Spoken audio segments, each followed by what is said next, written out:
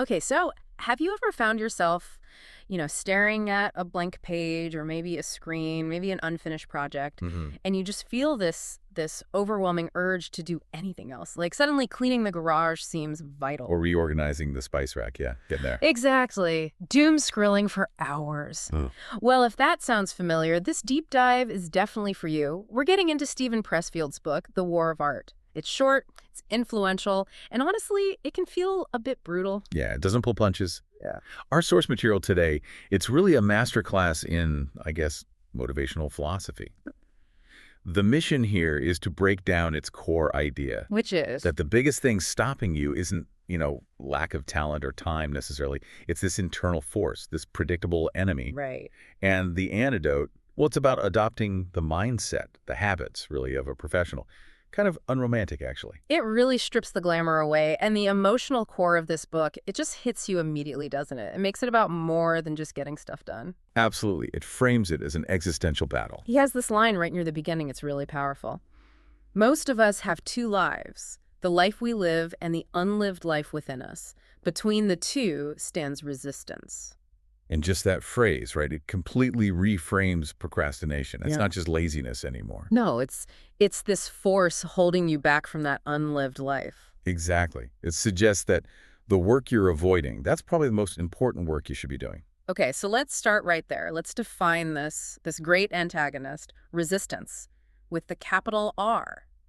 Why does he do that? Treat it like a proper noun, like some kind of mythic beast. Well, I think he personifies it very deliberately. It's a tactical move, really. Tactical how? By capitalizing it, making it resistance, he frames it as something impersonal, something external almost. It's not you. It stops you from blaming yourself, thinking, oh, I'm just weak or I'm lazy. Ah, I see. So it's not an inherent flaw in your character. Precisely. Yeah. It becomes an opponent, something you can actually recognize, name, and then figure out how to fight, rather than just feeling bad about yourself. Okay, that makes sense. So let's unpack its playbook then.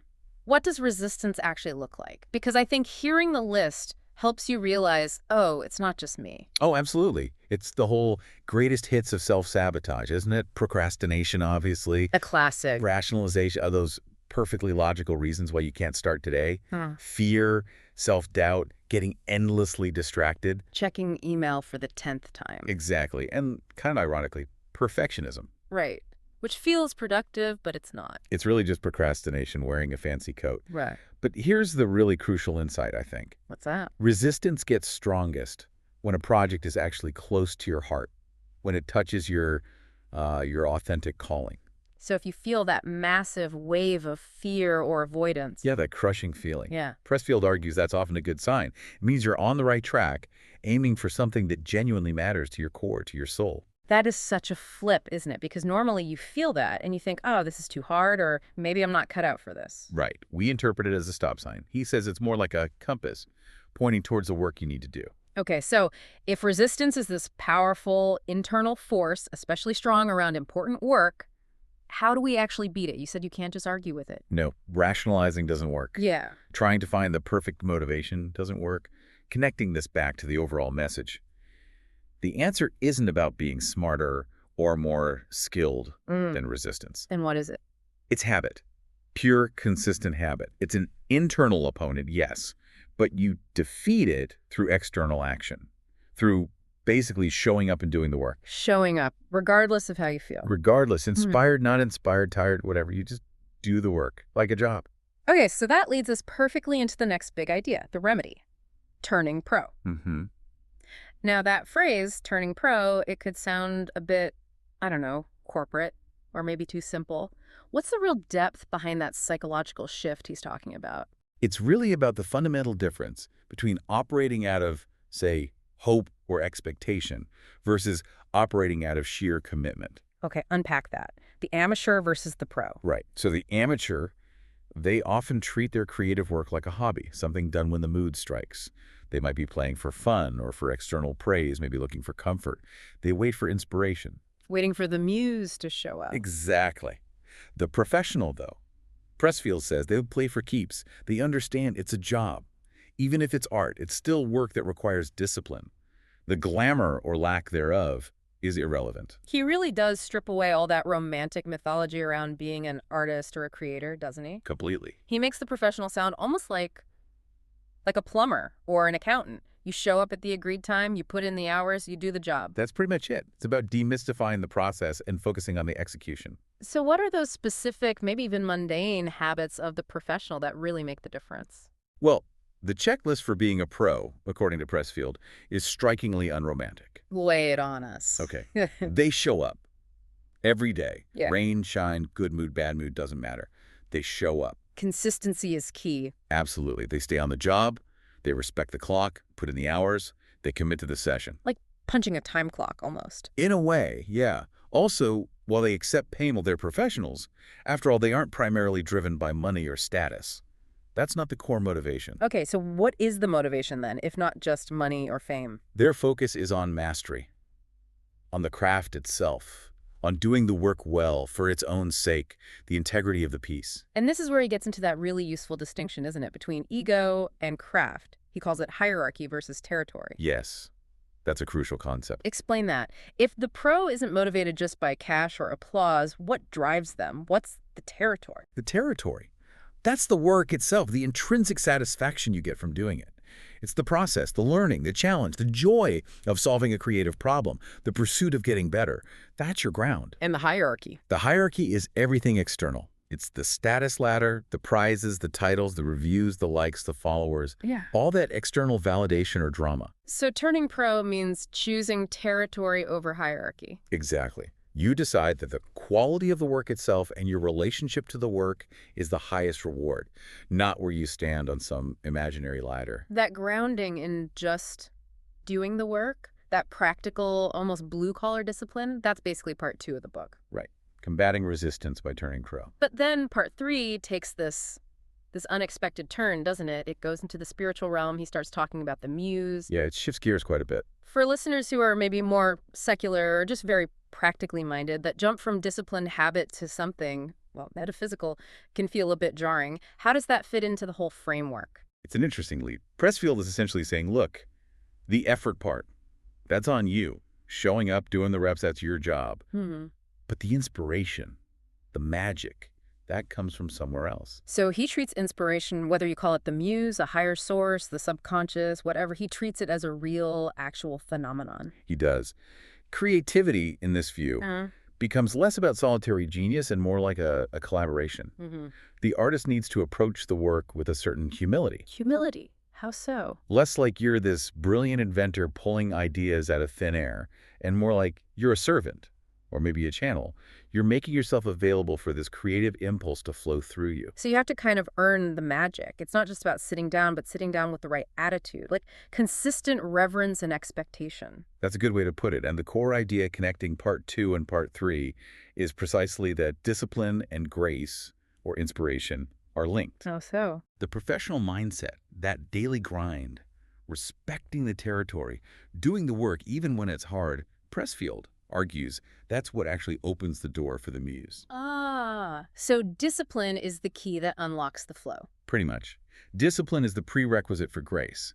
You put in the hard, consistent labor day after day, and that very consistency, that seriousness, signals to, well, to whatever you want to call that, higher power or deeper resource. Yeah. That you're ready. You're ready to receive the ideas, the breakthroughs. Exactly. The unexpected insights. You do your part, the work.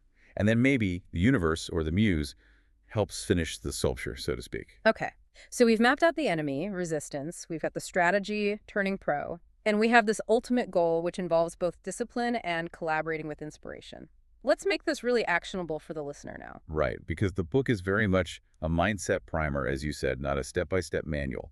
But it absolutely leads to immediate tactical things you can do differently tomorrow morning. What's the #1 takeaway, the most immediate rule? It has to be the non-negotiable show-up rule. You adopt a daily commitment. And critically, it doesn't have to be huge. Like you don't have to commit 8 hours right away. No, not at all. It could be 60 minutes. It could even be 30 minutes. But the key is it's non-negotiable. 0 excuses. Every single day, you just show up. Okay, show up daily. Yeah. But we all know how hard starting can be, that initial friction. How do we lower that barrier? You mentioned rituals earlier. Yes, rituals are incredibly powerful for this. They work because they lower what psychologists call activation energy. They make it easier to get started. Exactly. They act like triggers for your productive state. It could be something really small, making a specific cup of tea you only drink when you work, Or lighting a candle, maybe. or just the simple 5-minute act of clearing your desk completely before you sit down. These little routines, done consistently, help you outflank resistance. They make starting feel automatic rather than this huge, monumental effort. Okay, so show up daily, use a ritual. What's the third big tactical takeaway? It goes back to the enemy itself, right? Yes, naming resistance. How does simply naming it help? When you feel that sudden, overwhelming urge to flee your work, check social media, alphabetize your bookshelf, whatever it is, you consciously label it in your head. Ah, that's resistance. Just calling it out. Just calling it out. By naming it, you externalize it again.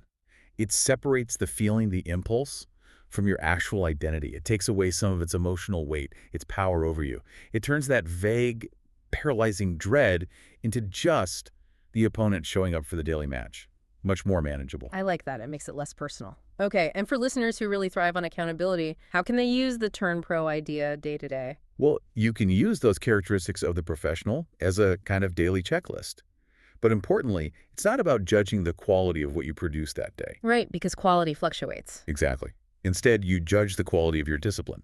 The checklist is simple. Did I show up today? Yes or no. Did I put in my time, regardless of my mood? Yes or no. Did I focus on the work, on the craft, rather than worrying about praise or results? That's a very different way to measure success, isn't it? It completely reframes it. Success isn't, did I write a brilliant chapter? Success is, did I sit down and write my 500 words?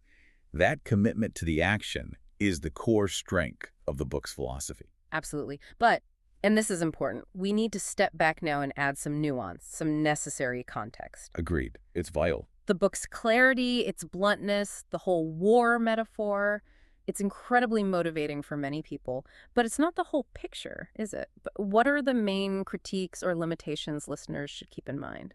Yeah, this raises a really important point about the book's perspective.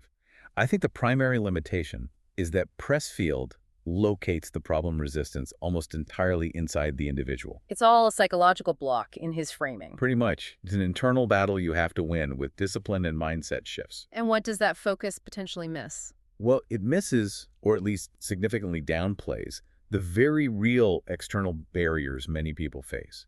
Material constraints, structural issues. Like what specifically? Like if someone is dealing with chronic illness, or they're a primary caregiver with huge demands on their time, or they're facing significant financial hardship, poverty, Yeah. or dealing with systemic biases. For someone in those situations, the advice to just show up daily and turn pro can feel, well, simplistic, maybe even a bit dismissive or out of touch. It doesn't account for the energy and resources those external factors consume. Exactly. It's a powerful philosophy, especially maybe for freelancers or those with relative autonomy. But it's not a replacement for real-world support systems or policy changes or, crucially, professional mental health care if the barriers are deeper, like serious depression or anxiety, not just everyday procrastination. That's a critical distinction. It's a mindset tool for the part you can control, but it doesn't solve everything, especially systemic issues or major health challenges. What about the style and tone itself? Well, two things often come up. First, the martial metaphors, the war, the enemy, the battlefield. While motivating for some, that constant combative rhetoric can definitely feel alienating or off-putting to others. It can feel overly aggressive or masculine to some readers. Yeah, I can see that. And the second thing, The style is very aphoristic, short, punchy statements, which worked well for impact, but some find it can feel a bit repetitive over the course of the book. And as we touched on, the clear spiritual dimension in Part 3, talking about the muse. right, that will resonate strongly with some creatives. But logically, it might alienate readers who are strictly secular or scientific in their worldview.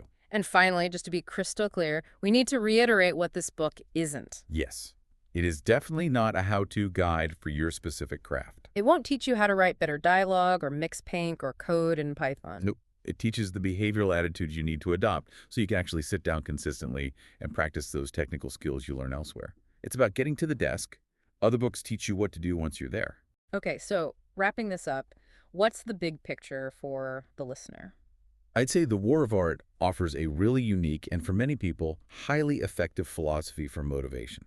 It's fantastic for understanding and overcoming that internal self-sabotage. Right. But you need to be aware of its blind spots. Right on. Use its mindset tools, but supplement it with actual craft instruction and maintain a realistic awareness of any genuine external barriers you might be facing. It gives you that clarity, though, and names the enemy. You stop wasting energy wondering why you feel that fear or avoidance.